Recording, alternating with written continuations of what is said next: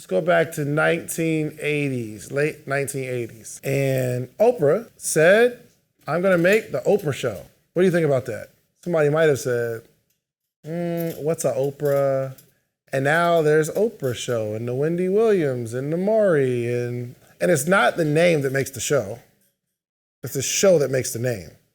And if you're having conversations with all these married people, unmarried people, people that have been divorced 3 times, people that just, they've never been married. Like there's so many different people embodied in this who. And we create conversations around it. Yes, it's all in the moment. I don't really study it. But that's why I was saying her podcast is going to be amazing because she's looking for answers. Right. So it's not about like, yo, let me entertain y'all. She's looking for answers, meaning if the guest says something that she doesn't understand, what's she liable to do? Hold on. No, I don't get it. I don't get it. Please break that down for me. Right? 100%. I want to understand. Here's my challenge now, though. Because I'm learning more about business, I have to be careful not to have too much information. Meaning, I could be having a conversation, Christy's like, yo, yeah, so you gotta have a SOPs in place. I know what it means, but I have to say SOPs. Oh. And then she'll back up and say, oh, well, standard operating procedures. Like, if you can keep that childlike curiosity, your show will continue to grow. Because you gotta think, the audience is just as curious as you. That's why, like, it was the interview with Kevin Hart and Jay-Z. Terrible. Because it was like two high-level friends having a high-level conversation, and they got their little inside jokes and all that. Like, I don't care about that. Give me somebody who really wants to understand that doesn't already understand how to get to that status in life. Let's have that person interview that person. You know what I mean? Or somebody that is a really good interviewer just from a different industry. So Larry King interviewed DJ Khaled. So Larry King, he passed away months ago, last year actually. He's not from the hip hop community. So he's asking really good questions because he doesn't understand. You know what I mean? So I think like Larry was just one of the best because he's interviewing all walks of life. Everybody. Oh my gosh. And his style was just at you. It's so funny because I think he got like ADHD kind of like, because y'all gonna be talking about relationship and he's like, all right, but like when it comes to bank robbery, just like he'll cut you off with a specific thing as it hits him. And it could be looked at as rude, but I think Larry is just being Larry. As soon as the question hits his head, he's asking it. Yo, so here's the thing. I think what I'm seeing is you struggle with the same thing that everybody struggles with. I'm sure that anybody else here married? I prefer the long distance. Yo,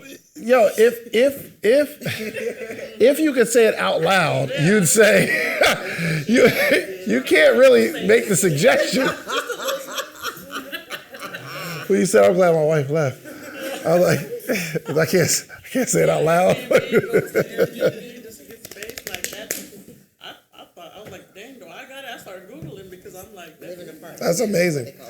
But I think let's say your issue with your femininity, maybe it's not the same issue, but everybody's got something that's just as tough. They're struggling with the same thing. The issue is the outcome.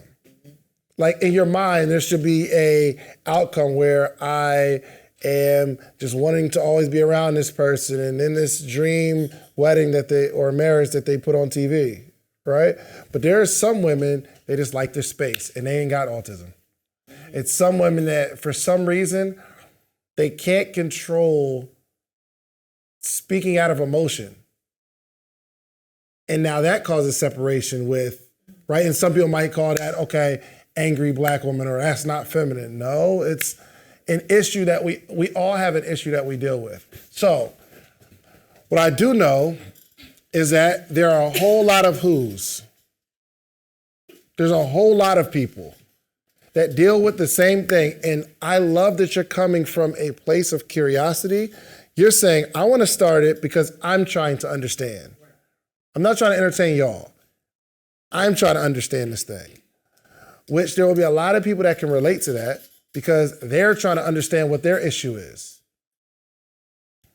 Do you think people would rather not be married and want to be married, or be married living separate from their husband, like you? Yeah. So people that maybe are in that situation, or they might be married, they might envy the person who's not married. Right? Everybody has an issue. Everybody has an issue. So what we have to figure out is, what is this like genre of person? And that's our audience, the who. So we would, the way it would look is, who embodies this who? People in relationship issues, which is who? Everybody. Everybody. Yeah. Everybody. You mean to tell me that Obama's, you think Michelle's always feeling him? No. Because he's the president? She said she didn't like him for like 7 years. I'm talking about this year. I'm sure they went through something. Right? They got good at working things out, obviously. But keeping it real, we have no idea what's going on behind the scenes. People married 20, 30 years and get divorced. These are the conversations, right? So if you're there's a person who is having relationship issues and they don't understand why. And if you're having conversations with all these married people, unmarried people, people that have been divorced 3 times, people that just, they've never been married. Like there's so many different people embodied in this who. And we create conversations around it. Now, we want to help this person do what?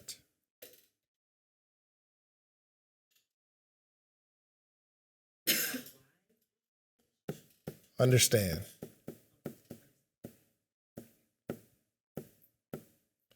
Sometimes there's freedom in understanding. Not the result, not getting out of it. If you ever taken an assessment, anybody ever taken like a DISC assessment or Myers-Briggs, or you took one of those?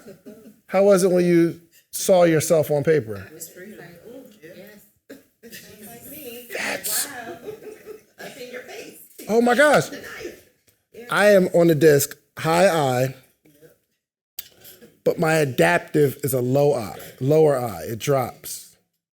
So the I are those people that are extroverted, meaning like I am the life of the party. I trust. I'm very, very trusting of people. I give them the benefit of the doubt.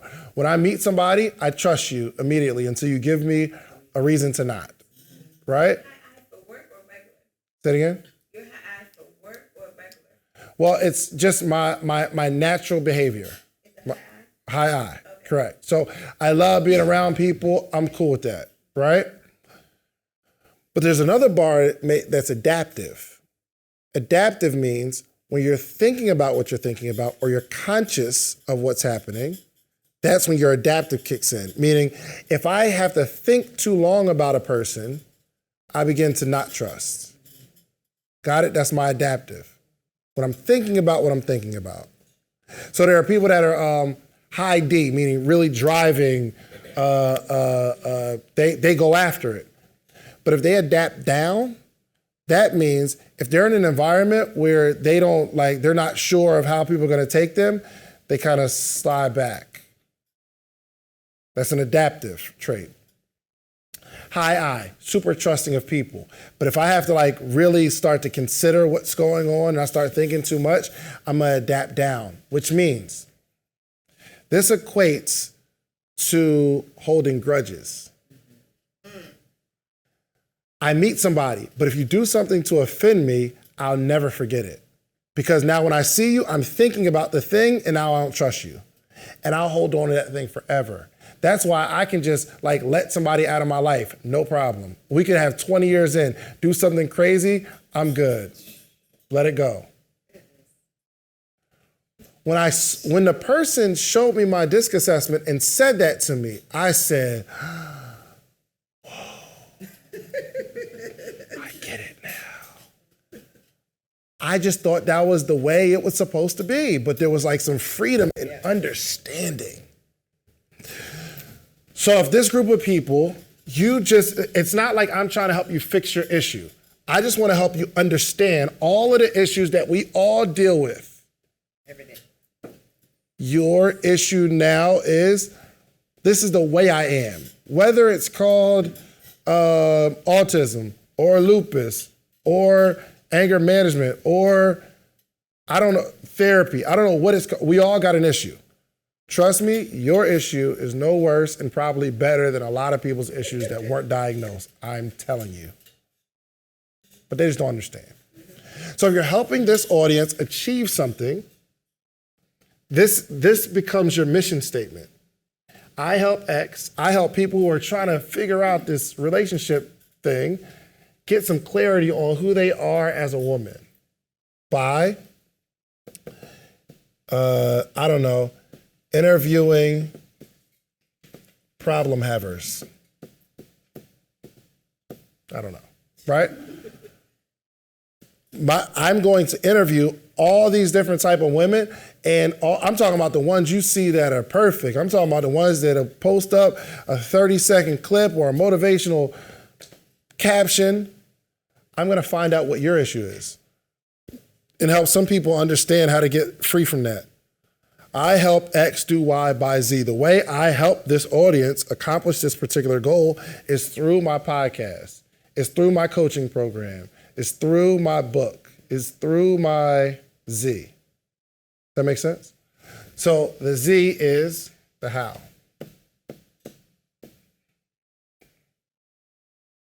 Once we identify the who, what, and the how, it gives clarity on everything we do. So when you do this exercise, you know what? I want to help X do this, and this is the means in which I'm going to help them do it. It makes it a lot easier to make decisions on what you should do today. That gives clarity on who you want to become. Got it? Think of a number in your head. How much do you think it would cost for me, a pretty successful entrepreneur, to coach you every single day, to give you all of the game? I'm talking about every day for an entire year, Monday through Friday. I'm on a virtual call teaching you how I've done the things that I've done, and me updating you every single day in real time on all the business moves that I'm making, all the negotiations that I'm in, everything that I'm doing before I actually do it. How much you think? And let's say Monday through Friday, and then on Thursdays we do a Q&A where not only do you get a chance to ask your questions and get them answered, but you get to hear the answer from a whole community, hundreds of other people on a call, and you get their answers that are going to help you too. What do you think? And once or twice a year, get together, free conference that we all get to come to, and you get to meet all these people that you see virtually. How much do you think that would cost every single year? 10,000? Not even close. It would probably be closer to 100,000 because it's just, my time is valuable, and to give you the sauce that's going to help you make millions, I'd have to charge you at least 100,000. But what I've done is created a community where you get the advantage of learning how to become an entrepreneur. You get to network with hundreds of entrepreneurs every single day. You got a community that keeps you inspired and excited. You will read a book club with us every single day. We'll also have an event where we come together once or twice a year for free.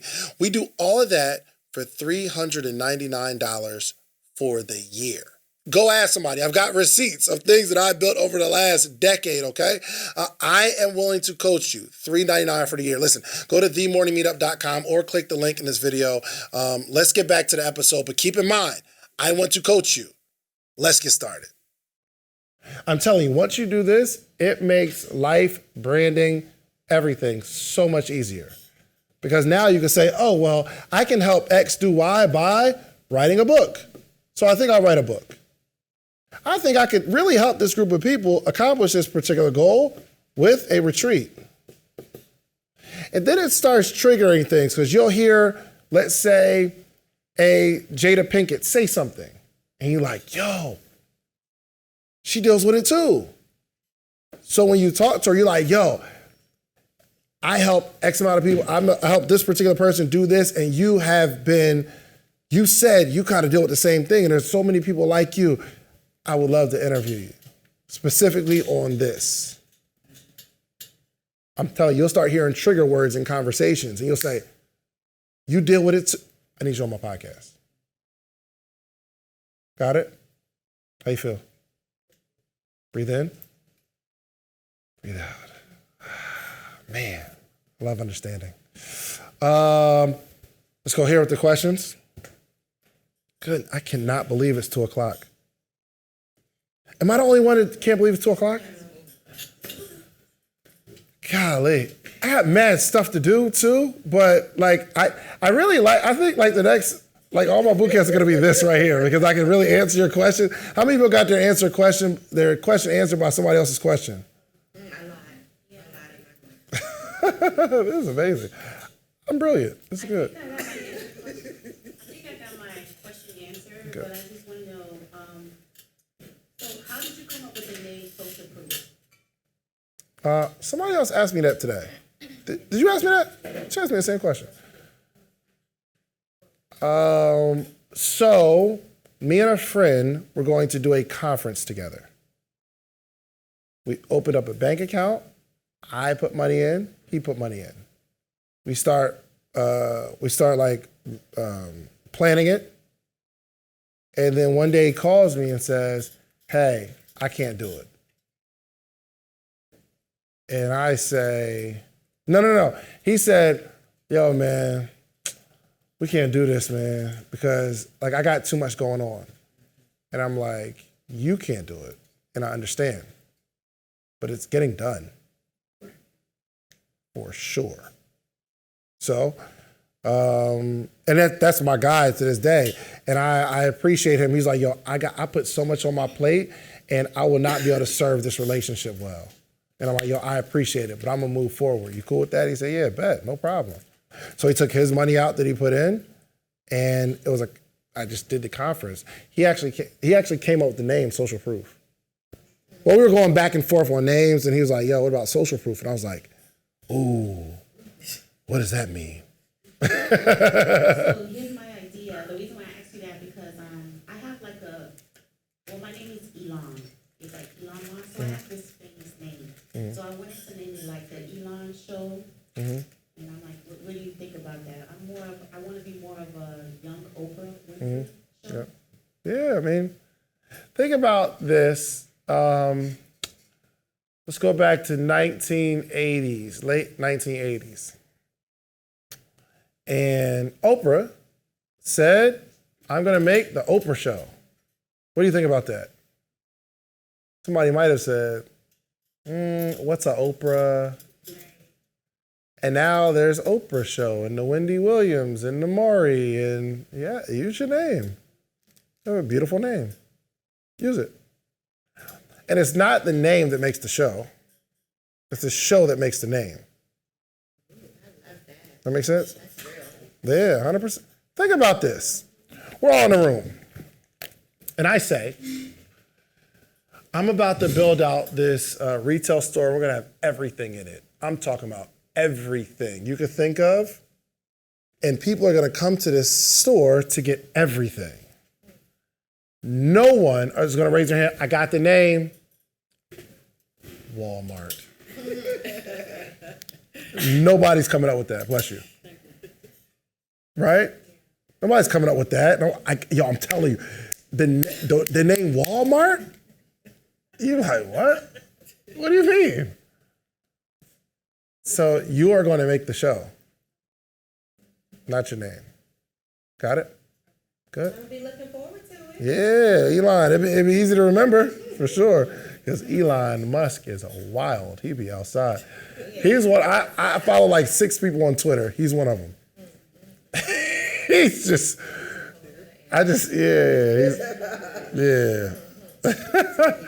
Absolutely. Yeah. So you are sponsoring your show. For sure. 100%. Yeah. So I'll do ads for all kind of people that ain't like specifically for my podcast.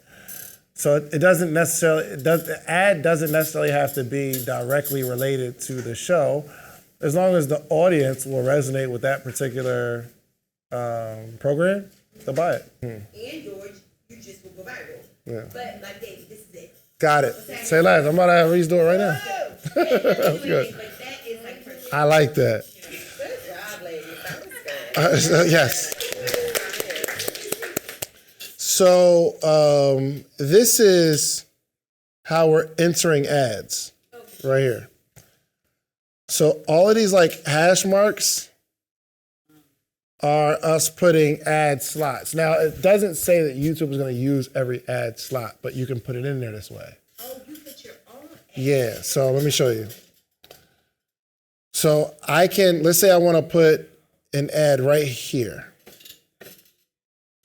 All you do on YouTube is you hit ad break and it puts it right there. Now, again, YouTube is sophisticated enough to know that if it's hurting the video, then it's not going to use them all. But I'm giving them an opportunity to use every ad slot. Got it? So let's discard the changes. Oh, but so, I'm sorry. Okay, I'm going to say this, then don't forget your question. So I used to put these marks in there every 12 minutes. But then I hired this YouTube guy to come like work on the channel and things of that nature. And he said, on average, it's like every 5 minutes of an ad. And people don't mind. And the ad was 30 seconds. The ad was typically 30 to 60. Well, I don't know what these ads are. These are just whatever YouTube puts in there, right?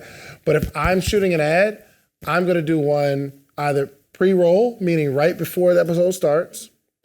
But you have a whole bunch of mid-roll in there. So we could do it the first 20 minutes, then the 40-minute mark, then the 60. If I'm doing a baked-in ad. Does that make sense?